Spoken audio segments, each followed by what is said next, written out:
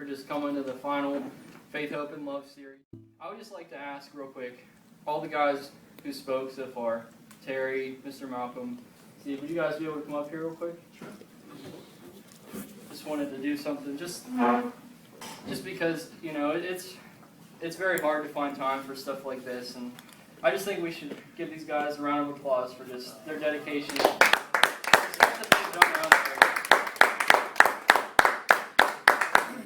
So these guys here, if it wouldn't be for these guys, seriously, and I know there's more guys, but they're busy, they're off doing God's work. Yeah. We got a couple of these guys that found some time to come up here. If it wasn't for them, this, like I've been saying to you, this wouldn't have been going on. So, what's that wall that's in your life right now that, man, you know you need to get through it, but man, maybe you're just lacking faith, or man, maybe you're scared, or you know, maybe people told you, no, there's no way you could do it, or but you know God's put that in your heart. You know you've got a desire that God's put there, and you have self-doubt, or maybe people have said you can't do it. Let me tell you this: there's nothing that's impossible with God. The Bible says that. So with faith, God can take you wherever He wants to take you, and you have to trust Him. I feel thorns where my crown was. I'll be weak, but I'm alive from the dust until dawn. Yeah, I'll survive, 'cause I got sweet victory. I just wanted to give you guys something important, because this is the last message I'm going to give you as a high school student. So I thought it was very important to give you something that I haven't ever really had the chance to touch on. And I shared it a little bit. Some of you might remember on Facebook, it was Who's Our Greatest Enemy? And I talked about what happened in my summer. Well, I'm going to go a little bit beyond that, and I'm going to fill you in from what happened towards the end of last summer until right now. And I definitely won't have enough time to do it, but I think that this is very important, and I just wanted to let you guys know what's all going on. So, what I'm trying to say is, the beginning of the year, let me start way back. Last year, there was a whole bunch of stuff that was going on in my life, and there were a lot of people, when I first started this social media outreach, that told me that it wasn't going to work, that I was too self-oriented, that I couldn't speak about God enough, that I was putting myself too much into the message. And there was a lot of stuff that started to bother me, and I really took that hard. And so, towards the end of the summer, I wanted to get out of school. I was done. I wanted to take a break. I was thinking about possibly speaking, but later on in the year, I was getting involved with some stuff towards the end of the year, but towards the end of the year, last year, I was sort of slightly going down. And if I look into it more, then after the last day of school, I didn't expect any of this to happen. I didn't plan for this. It was the worst fall that I ever faced in my life going into that summer. And now we're back into the month of June. Not too happy about that, but I'll get into that later.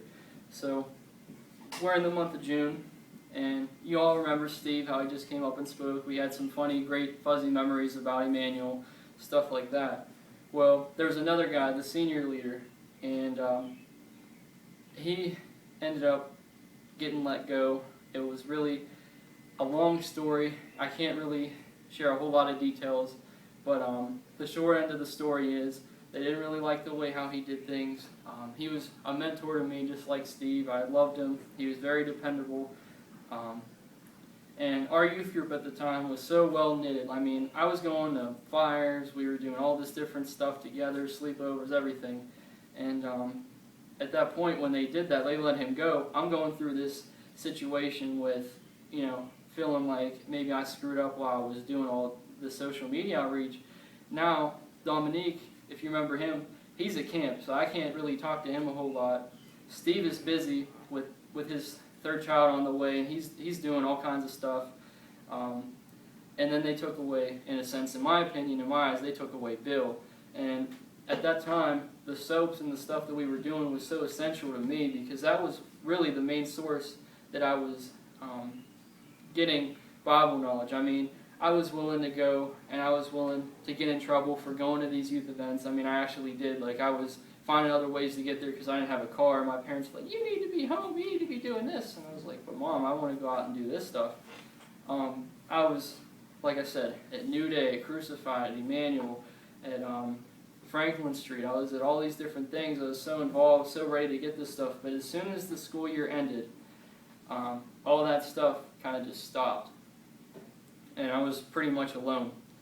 And I think it's fitting because all those guys had to leave. But I'll get into that later. So, as I'm going through all this, I finally found out what happened with Bill, and it bothered me, like I shared with you guys, how close we were. And that hit me really hard because I didn't have anybody to talk to about it. And I'm slightly falling off. I'm slightly getting a little bit less interested in the Word, and I'm empty at this point. And I ended up getting involved with I don't know what it was in me, but I just started thinking, oh, well, okay, I'll go pursue a relationship with a girl. And so I meet up with a girl. I still kept my promise to this day. Still a virgin, haven't done any of that stuff, so I don't want you getting the wrong impression, but I ended up meeting up with another girl, and I remember whenever we went down to Charlotte, and then we went to Myrtle Beach for vacation, I actually ended up getting a girl down there too, just like meeting up with her, hanging out with her, stuff like that. Details aren't really that important because, like I just shared with you, it didn't get that far. But along with that, I just felt like I was very empty inside. I felt like I couldn't be the speaker. I couldn't be who I once was because I just blew it. I simply just had too much to deal with, and I didn't know how to cope with it.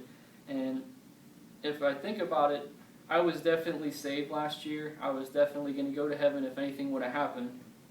But once everything got cut out from underneath me, I had no safety net. I had nothing really to do. Along with what was going on, not only am I feeling empty and I'm not trying different things, but I'm involved in the wrong things. I started to feel like physical pain. I started hemorrhaging inside. So I started having all these things going on, and I had to get this facial surgery. For those of you who remember, they had to make my upper jaw bigger, and it would help me out later in life with different things. Well, for the most part, at that point in the summertime, I was so ready for surgery because at this point I sunk so low that I was prepared to die that day.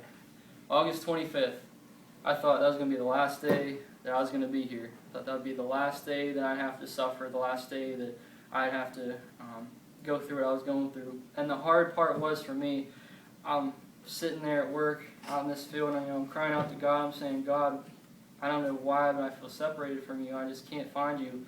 I don't know what's going on. Like, God, I'm reading through your word. I'm doing all this different stuff, but I just can't feel you.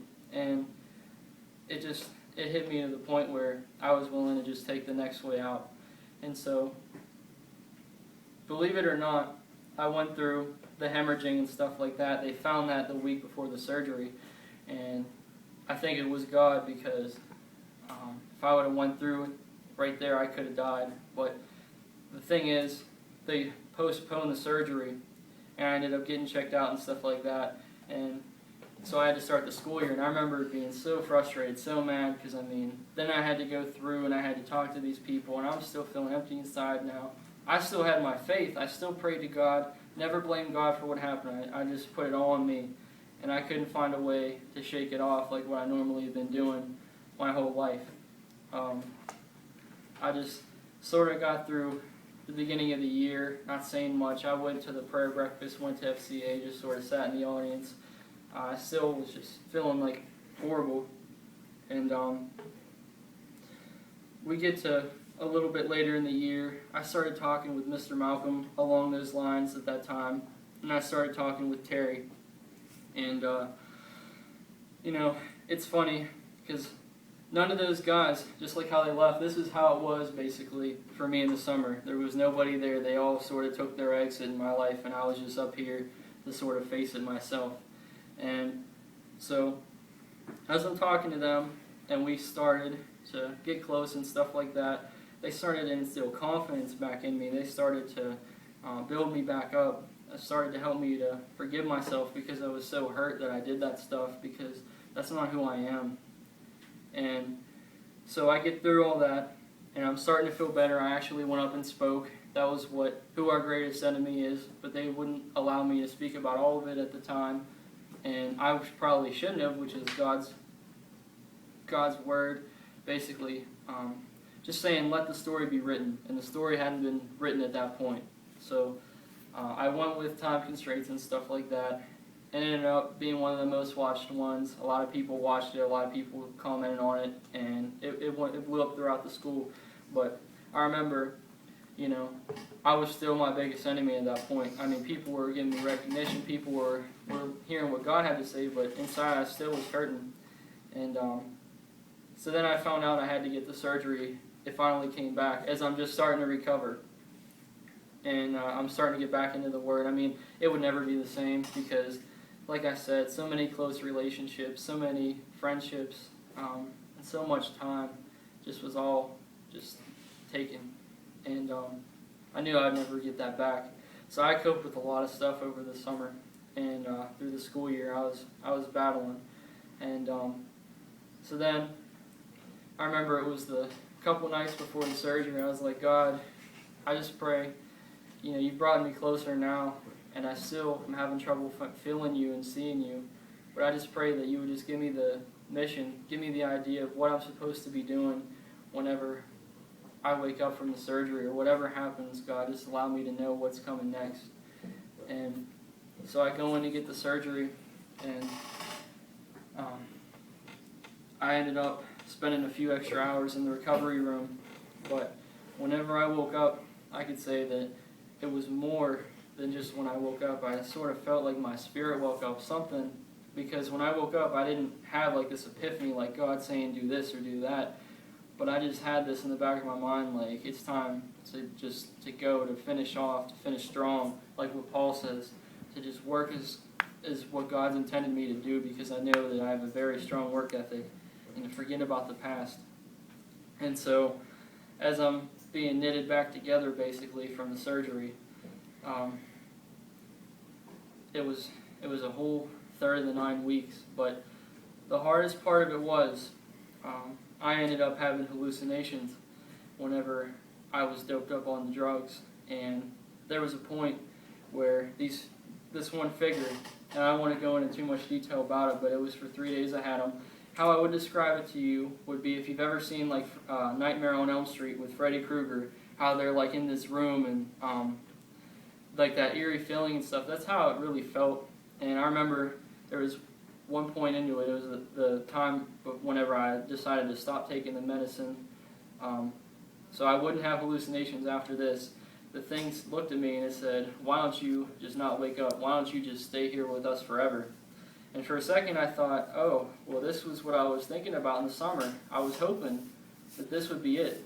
And I realized what God said. I realized that God's plan was for me to continue to grind it out. I mean, I had a lot to rebuild. I had a lot to overcome. But God promised me that there would be a way to just overcome all of this. And so I didn't follow through with what I thought in the summer. I ended up waking up. It took me 3.5 hours, might I mind you, to just wake up, and that was a very hard thing to do. And just facing all of that at one time, it was so difficult. There's a lot of interpretations about that, but anyway, going forward with the story, just falling as a person as I was, I ended up recovering, and I ended up doing some things that I never thought I would have been able to accomplish. And as I was recovering, I just remember there was a song out. It was by Trip Lee, and it was talking about rise, and it was sort of like a hymn with the way how he made the whole song. And it's talking about the Bible verse that we did soap on. It's talking about Isaiah 40:31. And I thought, while I was just sitting there all that time to myself, I need to rise. And I thought when we were doing the soap about it, nobody looked at it in the sense of how I was thinking about it from the redeeming standpoint, where, after I went through all that, there would now be the time to rise up with wings like eagles, and to just, like it says, to just overcome, and to have a different outlook on different things. And So I was listening to that song and I was like, well, when's going to be the day to rise? And I would go on and I would do all this stuff, but personally, in my opinion, the day that I woke up on that recovery table was the day that I rose, because after that, I did find God. God taught me that it's not about taking your problems to people. It's not about taking it to the church. It's not about fellowship. First and foremost, it's about God, taking it to God. And I was willing to do that, but I didn't have quite the understanding that I did. And through that whole experience, I had to face myself, and I had to overcome all the obstacles that I put through. Just like what Steve talked about with a wall, that whole wall just kept me bound for the beginning of the year. It kept me for probably a good over half the year. That's why it took so long for this to start, because we wouldn't have been ready to do this if I would have still felt like that. That's why I keep telling you guys this wouldn't have happened if they hadn't talked to me, if they hadn't gotten a hold of me, because I'd have never came back. I'd have just kept feeling sorry for myself. And the greatest thing is, when I kept listening to that song and I kept battling, what happened? What was the outcome of that? Well, God decided to put in my mind about being a pastor, and then I put clergy on my senior project. And along the lines with what I was going with, I ended up asking Coach Flake and Mr. Malcolm if I could do something with the FCA, because Mr. Malcolm was about to step down. There was a lot of issues. Coach was too busy. And when I heard that at one point, it was like, Mr. Malcolm, you're about to just be like the rest of them. You're about to leave me out here alone again. I'm about to be all on my own. But I knew that God was with me, and I asked them to do it. They agreed, and so we went on, and that would become this study.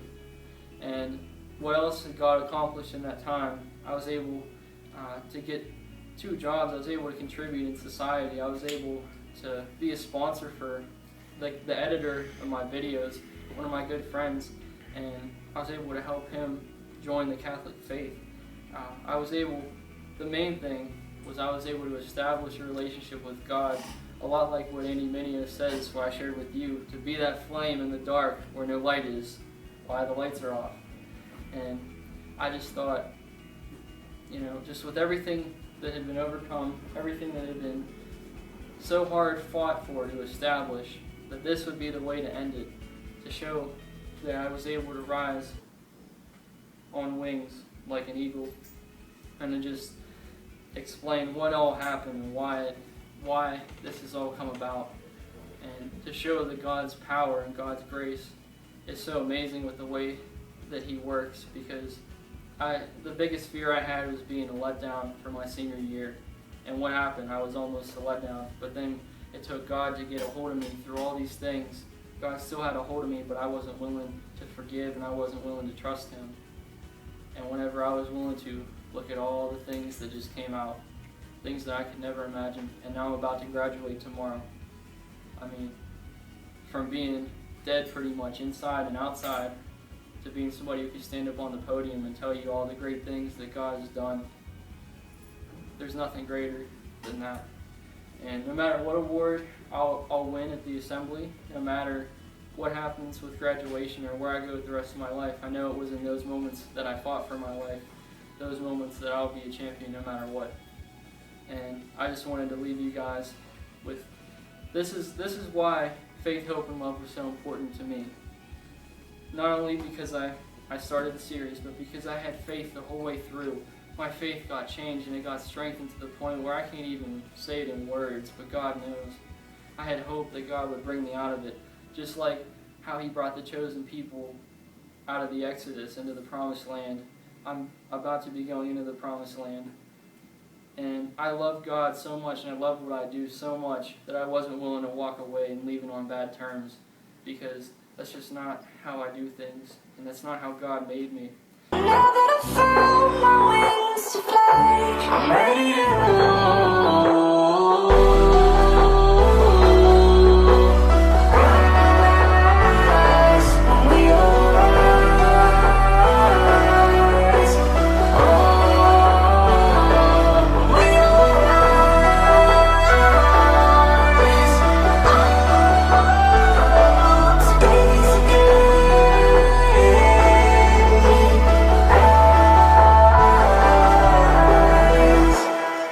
You're